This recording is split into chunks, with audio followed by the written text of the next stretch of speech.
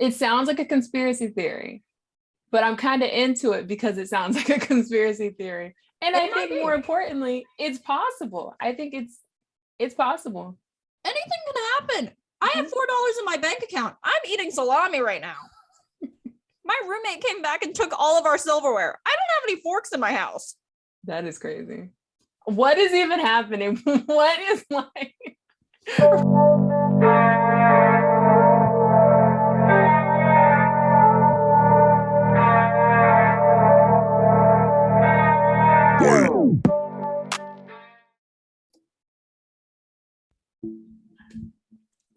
So we were talking about salami and provolone cheese and coping with our civil rights being infringed upon.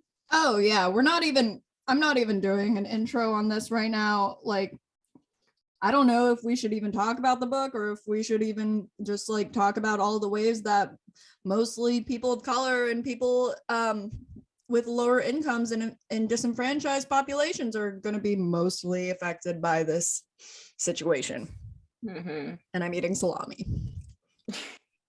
It's been a tough 24 hours. I mean, I actually think some of the topics in the book tie in perfectly with the alleged overturning of Roe v. Wade with the leaked documents. Alleged. You see that article where like SCOTUS was all like, the FBI should look into this leak, and I was like, that's a freaking whistleblower. Wow. That is a true American right there. We all knew this was coming, but that is a true American right there. It's crazy. And yes, the documents got leaked, but I feel like the focus should be on the overturning possibly of Roe v. Wade. And it's not even possible. It's a probable at this point. That's true. I've been doom scrolling. I've been reading all of the woulda, coulda, shoulda. If we would have codified this into law earlier, if Senate would pass the Women's Protection Act, if RBG would have retired during the last administration, we could have not been in this situation. Who knows? Yeah. But this is unfortunately the timeline we are living in. I don't know if people believe in the multiverse, but this is the version of the universe that we are in right now, and I'm eating salami. It's pretty heavy. We'll see, because now I see that a lot of progressive congressmen and women are saying, okay, so now's the time to actually pass a law that, because it's been overturned, to uphold the women's right to have an abortion. And if Congress does pass it, which I believe in our Congress, it's up to the Senate to then confirm it, which it's questionable if it will be confirmed or not with our Senate currently. I've been cyberbullying Ted Cruz today, so doing what I can, representing 76643. It's going to be interesting. I don't know about everyone else, but I know we have an election coming up in June. So, Texas midterms are in like 6 days. Okay. Wow. So it's election cycle time. And I think moments like this really make you think, who do you want in office representing you? Do you think this leak happened ahead of the midterm election cycle for the purpose of setting a fire underneath us? I mean, I wouldn't rule out anything. It sounds like a conspiracy theory, but I'm kind of into it because it sounds like a conspiracy theory. And I think more importantly, it's possible. I think it's possible. Anything can happen. I have $4 in my bank account. I'm eating salami right now. My roommate came back and took all of our silverware. I don't have any forks in my house. That is crazy. What is even happening? What is like right now? What's hilarious and not hilarious at the same time is that people have been talking about this for years. People have been talking about Roe v. Wade since before I was even aware of Roe v. Wade, since before I was a person that was capable of having children, which like low-key want to like just for the sake of it, go get my tubes tied now because I'm pretty sure I don't want kids. Like, it's that dire. Like, women are still having trouble accessing beneficial healthcare that doesn't even have anything to do with abortion. This is fully an attack on women's rights, putting us not in control of our bodies, not having bodily autonomy. And personally, as an adoptee that didn't have bodily autonomy to begin with, my existence, this ain't going great. Just gonna eat this cheese. More salami and cheese. It's certainly, I just don't understand. I mean, I'm going to say I don't understand, even though I do understand why this is such a hot topic. I think the autonomy of being able to do what you want with your body should not even be up for question. No. Like, this is not completely off topic, but I saw a huge debate online, because I'm always online. I never shut up.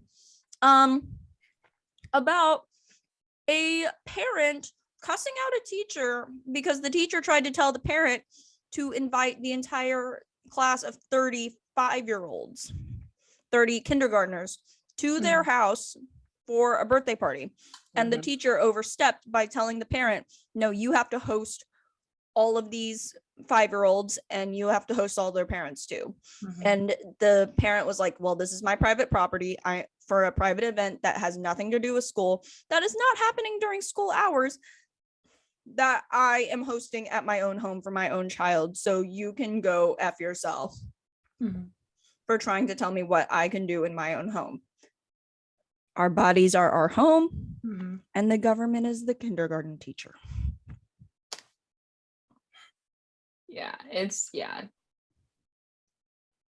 It's crazy. If you don't like abortion, just don't have an abortion. I don't think that should limit people's access to it. And I don't know if people understand or don't care. This doesn't mean people aren't going to have abortions. Rich, wealthy white women will still have abortions safely. And then people who are still seeking out those services will get it unsafely. Exactly.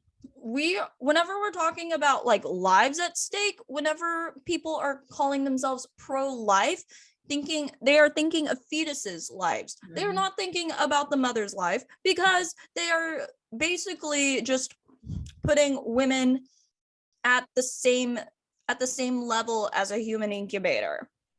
And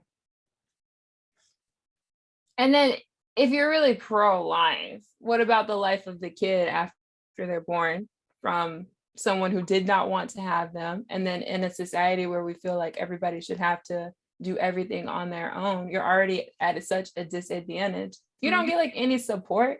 There is no support after you're born, but just for some reason people feel the need to have this controlling factor over if you're in your mother's womb.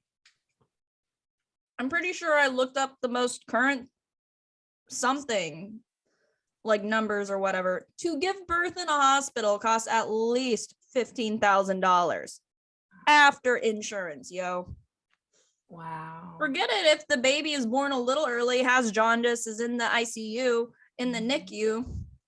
Forget it if the mom is bleeding excessively and they need to keep the mom and baby at the hospital for a few extra days. That ish costs money. And they're literally commodifying human lives. Wouldn't be the first time, America.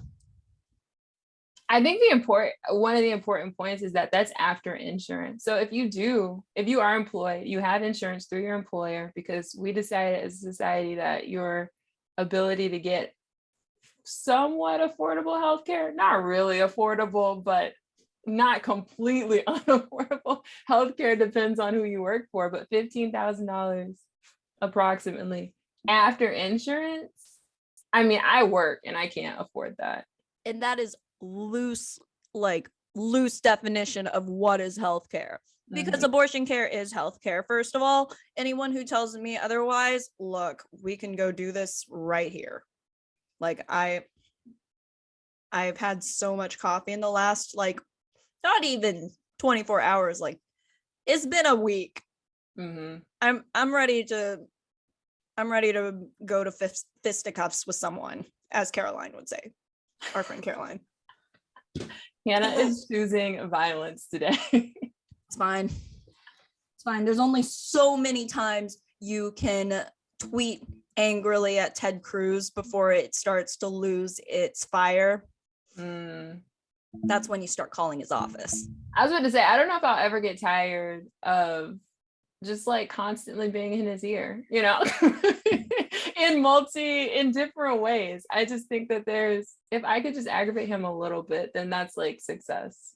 Legally speaking, could I get a cease and desist letter from just sending him photo after photo of him at the airport trying to flee to Mexico? If I just sent him like one every day, would that result in a cease and desist letter? I could not give you legal advice on that. I do like the idea of it though. I don't know. My next roommate is in law school. I might ask her. All right. So who So hood feminism, how do these chapters this week tie in to how horrifying this timeline is that we are living in? I think, and let me double check. Oh, I think specifically what's happened within the last 24 hours, the missing and murder chapter ties well into that. The first one I thought was just a nice breath of fresh air. It was a little more reassuring. It is very nice to have a book that is like, will give you like a piece of candy and then it will hit you with the biggest, greasiest burger you've ever like had in your life. And then maybe like an apple slice. It's fine. She definitely chooses well when it's going to be like, okay, this absolutely, you're going to learn a lot from this. And in here, you're just going to be able to take a deep breath because it's okay. Okay. So the hood doesn't hate smart people. Mm-hmm. Like when I first heard that chapter, because the first time that I read this book was on a plane and it was an audiobook because there was a line to check it out with the library. Fun public libraries and public learning. Anyways, listened to it on audiobook and Mikki Kendall actually narrated it, which there's something about audiobooks where you can hear the author's voice, their intent. You can imagine that you are sitting there with Mikki Kendall having a cup of coffee. And I love that aspect of the audiobook. So whenever I heard her read the title, The Hood Doesn't Hate Smart People, it automatically just transferred me back to junior high. Okay. Stay with me. Junior high. And how this was around when I started to notice socioeconomic differences between me and my classmates. I went to a public school in 7th grade. My dad would always say that there was almost 2 schools within a school. There were the haves and the have-nots, and you could tell the haves were in all the pre-AP and AP classes. Doesn't matter if they're smart or not, but all the kids that lived in one neighborhood were in these advanced classes, whereas all of the other kids, namely kids of color, were in regular classes. So that put into my little 7th grade head, are people of color just not good at school? Except for Asians, of course, because racism. Right. But I remember a girl that I knew from my volleyball team, because that was the only regular class I was in, was volleyball. A girl from my volleyball team had joined my pre-AP English class, and I remember everyone just staring her down, almost as if to say, you don't belong here. What was her race? She was Black. Okay. Wow. Yeah. Coming from someone who's always been in those classes with the AP and like the higher level classes and like one of few people of color, if any. Yeah. So like, and she had transferred into the school too from a less prominent, less affluent district. So everyone knew this girl was like not as affluent as the rest of the kids in the class. So that was my first like exposure to, okay, where are the, this is going to sound really, really racist because I was pretty racist whenever I was in 7th grade. I'll be the first to admit it. I was a product of my environment in Texas. I was curious as to where all of the, you know, the movie Akilah and the Bee? Yeah. Where are all those kids? Yeah. Little Hannah didn't, or most kids, I don't think, and adults, if we're looking at like what's going on in the world, don't understand how all of the factors play into how kids do in school. If you've got a classroom full of white kids and they're like advanced accelerated classes, and you've got maybe 1 or 2 people of color, if even that, then the hope would be you would look and say, well, I know white people are not more intelligent than any other population. So what aren't we doing? What do we need to be doing to make more diversity in this classroom? But the way it's worked is just like, nope, these are our smart kids and they're going to be in their separate class. And then all the other kids are going to be in the other class. And by not intentionally looking into that, you're sending a very racist message. Oh, yeah. And we've already established that education is very racist. So racist. I think for the sake, we can just like publicly acknowledge no race is smarter than the other race. It's just the way that we've been doing it has been mad racist. Insanely racist. The fact that we have to have like precedents like Brown versus the Board of Education to deal with this. Like, come on, people. Yeah. It's just, I thought Mikki did a really good job. And like the way the system, I think Mikki did a really good job explaining that the way the system works now, it's that you've got this class of majority white kids and a couple Black and brown people. And then those Black and brown kids are like, feel like they're not a part of whatever race that they actually are a part of, because there's this like alleged tension between kids in accelerated classes and kids not, and specifically within the people of color community between accelerated kids and not. And I thought Mikki did a really good job of debunking that. She talks about like people from her community who they like share her books and they're like super proud of her. I also experienced that. Like, just and it also goes into like, yeah, I'm gonna call it out. Midway High School. Midway High School, little background information of the community that I grew up in.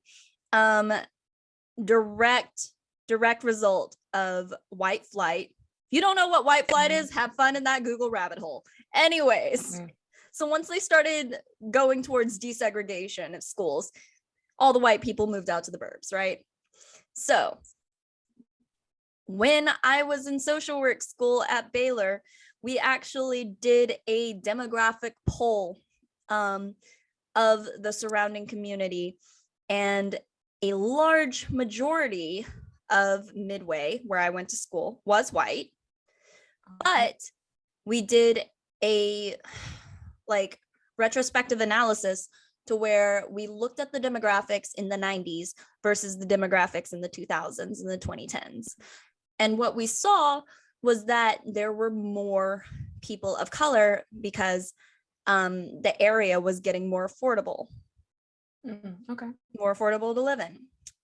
So for the qualitative aspect of that, people polled and surveyed teachers who had been there for 10, 15, 25 years to grab some quotes. for this empirical evidence, this demographic study, whatever you want to call it. Mhm. There were some teachers there that literally said, I don't like students of color here in 2016. Wow. Yeah. And so if you're a student of color being taught by a teacher who does not like students of color, how are you going to succeed? Like, how is that going to work?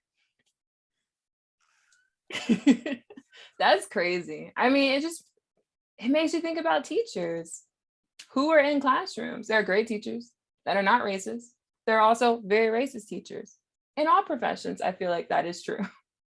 Yep. And teaching as a profession is already hard. We already know that they're overworked and underpaid, just like most professions, because capitalism sucks. Like, class and classism matter here. It isn't something that springs up out of nowhere. We treat being poor, being from the inner city, from being from the country as reasons to be ashamed, even though no one controls the circumstances of their own birth. I pulled that quote because you see that played out in school. Yes. You see that played out in school. You even see it played out in higher education. Like Title IX and affirmative action.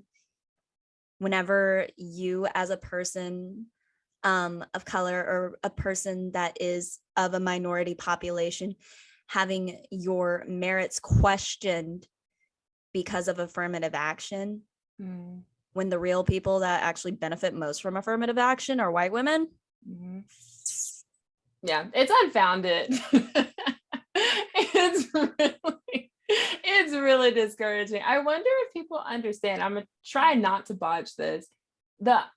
When people are like, oh, affirmative action, oh my gosh, affirmative action, and they like talk so much smack about it, I don't know if they understand that it's not a level playing, or maybe they understand, maybe they don't care. It's not a level playing ground in general. If you don't get a job, if you apply for a job that you qualify for and you don't get it, maybe you just weren't a good fit. That happens all the time. So what affirmative action did was like, okay, so you've got two qualified people, and you know this. Definitely not trying to over explain something that you know. But if you have two people who are qualified, you've got like one white woman, one black woman who are both, let's do one white man and one black woman who are both equally qualified for a position. And they're like, we have like no people of color in staff. We definitely need diversity. You hire the black woman. You didn't lose the job because you're white, right? Like, it was just, she was a better fit for the job. That's how the job market works. It just hasn't worked that way for white people. It's a loss of, what's the word? It's a loss of, not affluence, but we'll just go with affluence and I'll think of the actual word later. It's like taking them down a notch. They've had a leg up on literally everyone throughout all of history, and seeing other populations and other people succeed, and they're not automatically given what they deem as success anymore, that bothers them on a very subconscious level sometimes, because sometimes they can be like, oh, I'm not racist. I'm just really annoyed. There's always the I'm not racist, but there's always a but. It's if there's a but. Oh, go ahead. I was just gonna say, if there was a but, it's you are racist. Go ahead. Oh yeah. If you're saying but, you're racist. And you need to reevaluate yourself. It's like they're in a competition. They're the only ones playing the game for so long. And then all of a sudden someone else is allowed to fought very hard for their civil rights to, you name it.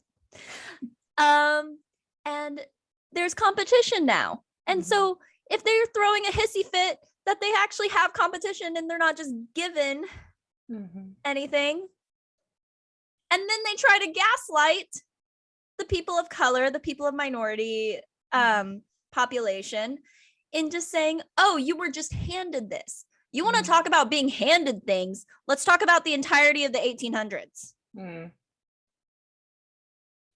Yeah, it's a gross misunderstanding of what is actually happening and what has happened. The fact that you feel so privileged that it was your position to begin with, it speaks to the problem. And like education isn't spared from it. No. Like education is probably one of the most segregated arenas, I would say. Yes, you definitely see. The hope is that education is the great equilibrium. Everybody, like fair background, everybody starts in the same level, but that's not even true. We see programs like, I think it's 4-Star, but it might be something else, where you start reading the kids before they can even go to school, because some kids have a leg up. And I mean, coming from the privilege of having like a 2-parent household, or maybe like one of your parents can stay home instead of you having to go to daycare, so you get that individual attention. Maybe you come from academics. Like, those are things that you can't control, but do help elevate the level in which you start when you go to school. Some kids, their parents have to put them in daycare. You know, some kids' parents are working like 3 jobs, so they can't read to them at night. And so recognizing that difference, I think we see it in our programming, and it's helpful because then kids actually have some form, because I think the latest research has showed that, and I'm getting like way into this like 4-Star program, but a lot of research shows that what you do before kids start school really impacts what they're able to do when they're in school. What was it? It was something that was like, yeah, those first 5 years of a child's life, those are just like, their brains are just like sponges. That's when you want to try to get your kid bilingual, trilingual. Like, that's when you want to play your kid Vivaldi, okay? That's when you play your kid Mozart. Like, I remember the fact that my parents even did that just shows how bougie they were trying to be. I remember my mom playing Mozart for me on the way home from church on Sunday afternoons, hoping I would fall asleep to it. Oh. And then I learned how to fake falling asleep so that I wouldn't have to walk into the house. They would carry me. That is clever. But I certainly think it's more understood now. Education isn't the equilibrium. It isn't the equal space that we think it is. Like, it's so interesting because people take education for granted. Like, it's just like, I don't understand how in a society, in a country that we are so privileged and yet so not privileged at the same time, that I don't understand how education is not a priority. It's a huge value for me personally, but like, if our politicians don't value it, like, our communities aren't going to value it. If our leaders don't value education, where is everyone else going? Yeah, it certainly starts with elected leaders. And elected leaders come from being elected by the people, or nepotism. I don't know anymore. Yeah, education, just the way you mold these precious minds into becoming productive citizens is certainly so important. So if we can, I mean, I'm looking at our candidates now for the superintendent of the Department of Education. I think I got that right. And they're all talking about keeping politics out of education and stuff, and like putting our kids first. But I'm just like, I wonder what your definition of politics are. Capitalism ruins everything.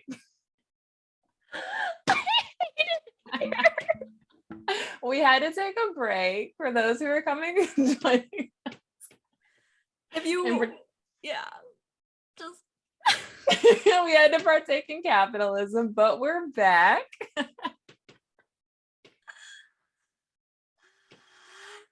So many things are happening. it's a lot. It is a lot. Do you remember the point we were on? No, but speaking of horrifying capitalism and the housing crisis, I saw someone today post on Facebook trying to get their grandparents affordable housing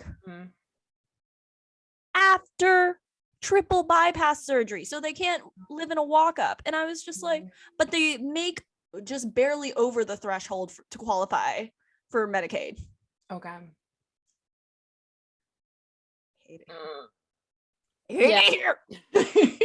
Yeah, it's so many families get caught up in this like poverty line situation where they're like, okay, you're not poor enough to where we need to help you, but actually you're too rich, we can't help you. And I wish, of course, this is like a more liberal, more like socialist thing, but I wish it was a little more expanded so then that way more people could be helped.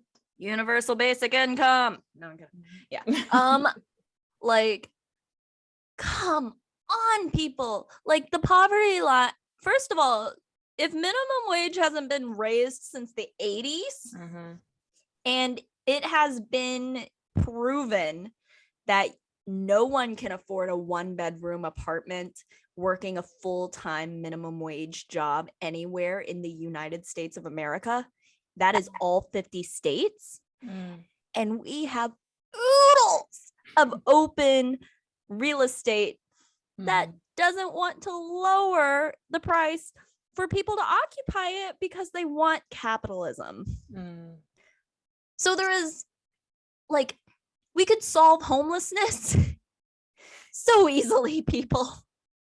It's that's the frustrating thing to me is things don't have to be this way. We don't have to have a large homeless population, but it's the greed of capitalism that makes it that way. Tax the rich. Anyway, we're fine. I'm saying tax the rich, but Elon Musk decides to go buy Twitter. He bought Twitter, which why? Why? Twitter was fantastic before. Oh yeah. Just can whoever leaked the SCOTUS decision like be put on like Twitter watch or something? Let's use those powers for good. I agree. Use those powers for good. How come my student debt is still there? It's not Fort Knox. It is not. It is not. With the way that technology works to make a payment, they know when you miss a payment, but in order to make a payment, you have to like draw blood. It's not fine. None of it. And these are all the reasons I think every episode turns into I hate capitalism episode because it is the worst. It's like no, I'm not even gonna use that analogy because that could definitely be like, yeah, no. That can be taken out of context very easily. Anyways, so we already talked about the hood doesn't hate smart people, but there is a chapter later on education specifically. So we get to talk about education more. I always love to talk about education. Love it. Do you have any final remarks on education before we move on to missing and murdered? I am ready to move on. All right. So, missing and murdered. Pretty straightforward. Missing and murdered. Yes.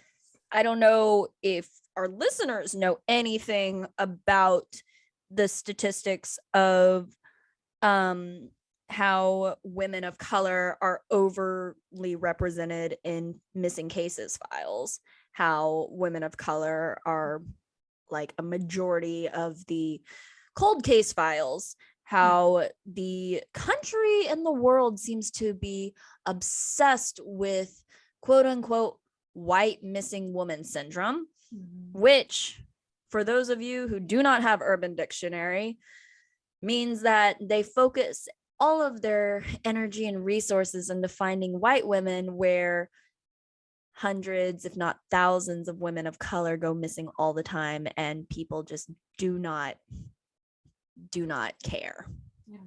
literally, for like less, or for loss of a better term, like they just don't care.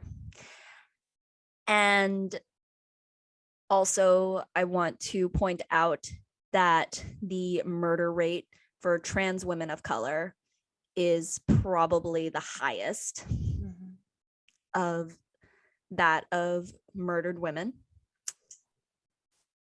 So, yeah. Yeah. And that was basically this chapter. It was it's daunting. It is heavy. It is really, really scary.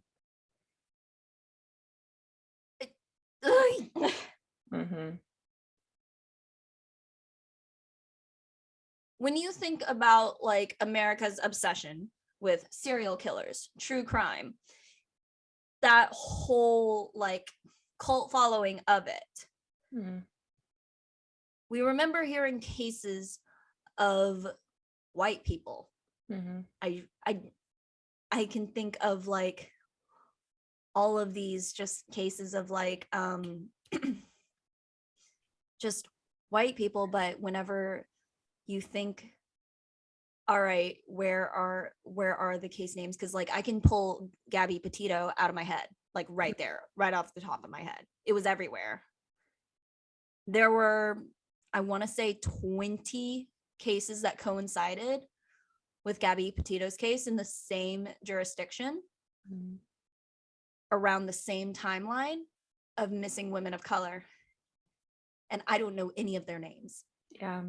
And that is what Mikki points out. It's kind of similar to Black girls don't have eating disorders, in the sense that the way it's covered is very racist, in sense of like, okay, well, we have all these resources allocated for when this white woman or this white girl is missing, and we should, but none of that is reciprocated when it's a Black or a brown woman or girl, and therein lies the problem, which I think points back to when we were talking about Fast Tail Girls, and how there's this cultural understanding of how white women and white girls should be protected, and that's not reciprocated for any other population.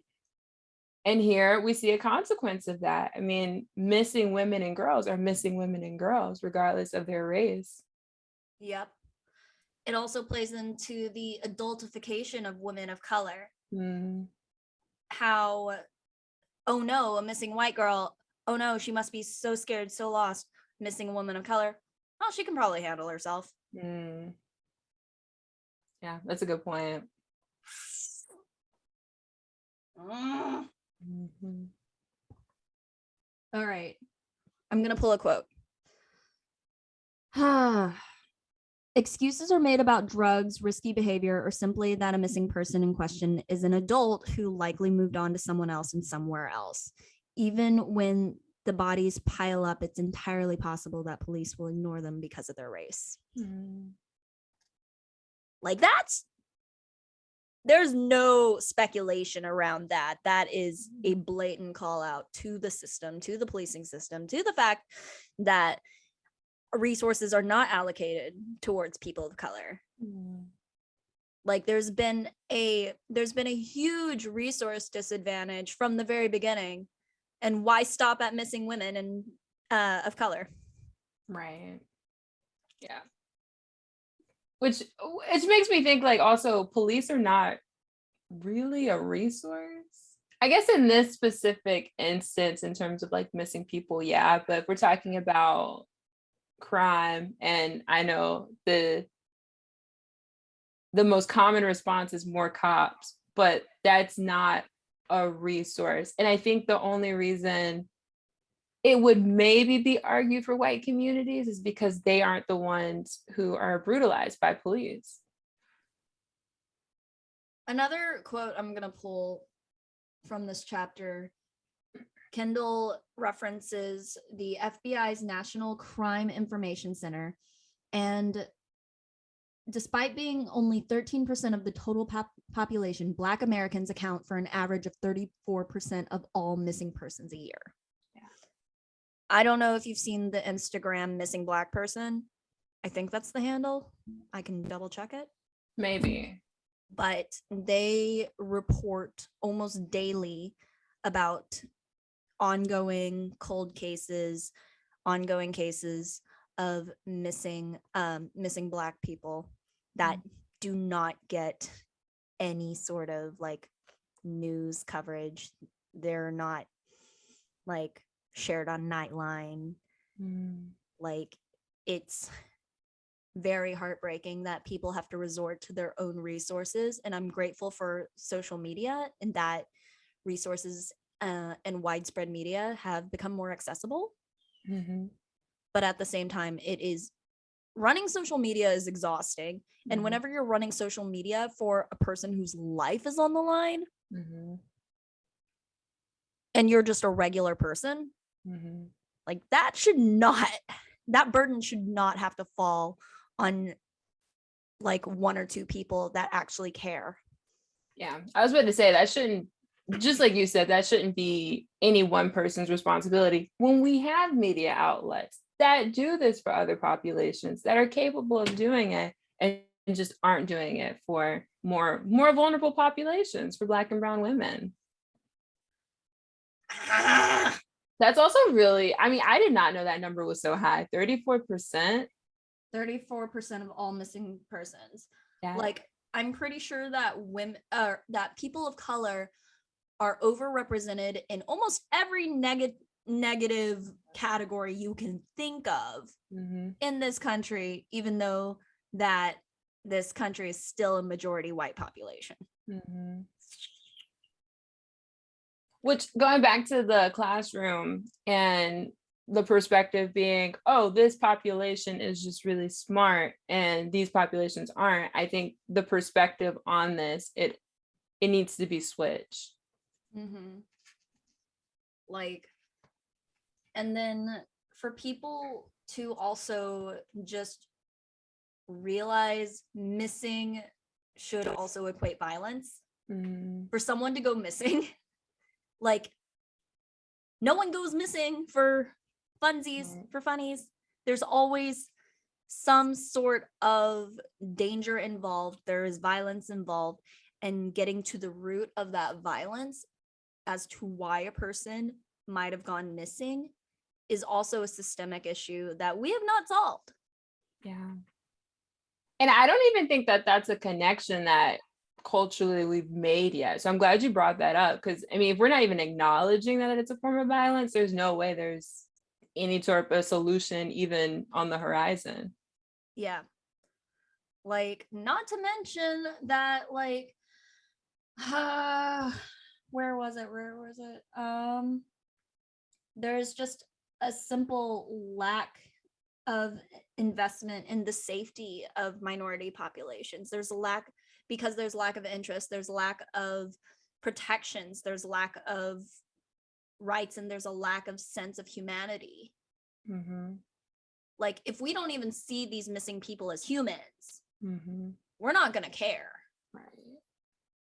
Right. I thought Mikki brought up a really good point when she was saying, oh, I'm not going to lose this point. I may have lost it, but yes, recognize the humanity in all people. And this is not even a problem, because you understand a missing person is a missing person, and we all deserve that same sort of urgency and search. Like, what's really sad and disturbing about the sheer number of missing women and girls is that, like, the longer that they're gone, the more, like, the less they're going to realize that people care about them. And it's really just, like, I can think that if I didn't contact, like, my people, like, there was a time where I went social media silent for a week, and I was getting calls being like, are you okay? Just like, are you okay mentally, not are you gone? Okay. So if like, for there to not be a huge deal made over people just being gone. Okay, I get what you're saying. Yeah, that's an interesting point. It's definitely taking me back to 2021, like COVID. At this point, the WNBA had their bubble, and they were covering women who had been affected by police brutality, and they were just talking about how, I mean, at that point, we only knew Breonna Taylor, and so for all the other women who've been affected, and you talk about police brutality for other populations, and we should, I'm not saying we shouldn't, but when you overlook, specifically in this case women, but when you overlook people, then that's, I mean, in this case, this person is actually missing, like they feel that, but if like they're the victim of it, then their family feels just completely overlooked when their pain is just as real as whichever story made it on the headlines. Like, it, part of me really wants to do that kind of empirical media research. It would take forever, because in today's day and age, we have so much documented. It would take forever. But that would be something that I would be interested in, is like, how are these cases chosen by the media to get produced? How are these stories being deemed worthy or unworthy to put on the 9 o'clock news? Yeah, I do not know the answer to that. My assumption, not being immediate at all, is like when you think of like clickbait or just whatever story will catch fire and bring more attention to some type of media outlet, but I don't know even what goes into that. How do you determine what is clickbait and not? Like, one more quote that I'm gonna pull out of this is like, currently many of those who are responsible for the serial victimization of marginalized women feel like they have identified the perfect victim pool. Whether they target people with substance abuse issues, homeless people, or sex workers, they know the chances of those types of people getting as much attention as a cheerleader or a soccer mom are minimal. That goes back to whether or not we see humans as humans. I also highlighted that quote because it hurt to read that quote. The fact that there are populations that, I mean, even predators know, oh, these populations aren't deemed as valuable as other populations, is the fact that there's enough, like, I know it's true. We know it's true. Mikki, Kendall knows it's true. I think anyone who reads that sentence knows it's true. That in itself is a problem. Just knowing that Kendall could sit there, write that sentence without empirical evidence, without having to cite her sources, and we all know it as a universal truth. That is damning of us as a society. Yes, that is a problem. And I think either the sentence before or the sentence after talks about when you protect all people, then the alarm is raised for everyone, which I think goes back to, if everyone's treated as human, the quality of life, it increases for all of us. It's not just about whatever vulnerable population we're talking about that moment. If you can't oppress this group in this way, you can't oppress anybody in that way. It's better for all of us. And why can't people see that? We're literally regressing 50 years, people. Probably more. Yeah. There's a lot of backtracking going on right now, which is really concerning. But I'm glad you read that quote, because that one certainly stuck with me. I was like, this hurts my soul. Ooh. And it's just like, it can't, like, I can't help but think of that one Bible verse that we were taught when we were like in 5th grade. Whoever is kindest to the least of these, like, and then you think, well, who are the least of these? And then you think, oh my God, we're not treating the least of these right at all. Come but on. not like that, you socialist. But not like that, you stupid socialist. It is truly wild. I mean, there's a lot of area for growth, like a ton. The bar is low. The bar is on the floor. It's pretty bad. In the fact, I don't think people who see it differently understand until we address it, things aren't going to get better. You can't ignore it. You can't pretend that people don't exist. Nothing's going to happen if we continue on the same course that we're on. We have to acknowledge things. We have to be able to talk about them. We have to improve the quality of everyone's life. And then, I mean, it sounds like super crazy, but then we'll all be happy and it'll be great. I want to be happy. Providing like comprehensive healthcare to everyone involved, it benefits capitalists. So why can't they frickin' see that? Yeah. If you have someone who is healthy and able to work, then they are able to work and provide you with more whatever you want, Jeff Bezos. And all the unions are doing are just trying to have like a livable wage. Is that too much to ask for something that money is a construct already? I don't think it's too much to ask.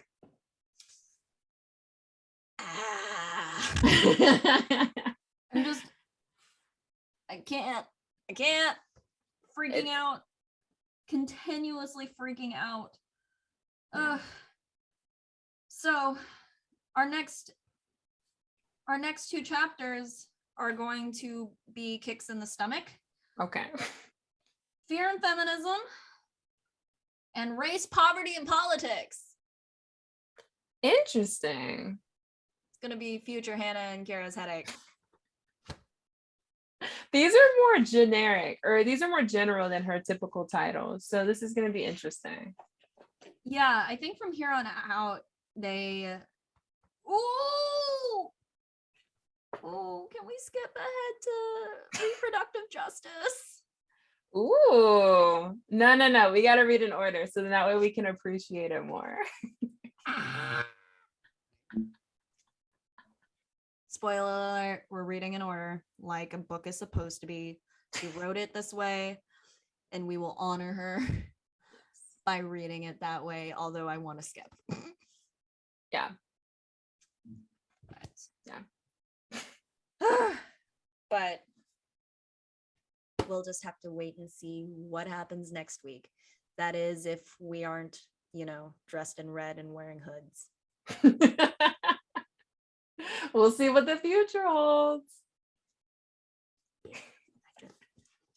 We're fine. All right. I will talk to you next week. All right. Bye. Bye.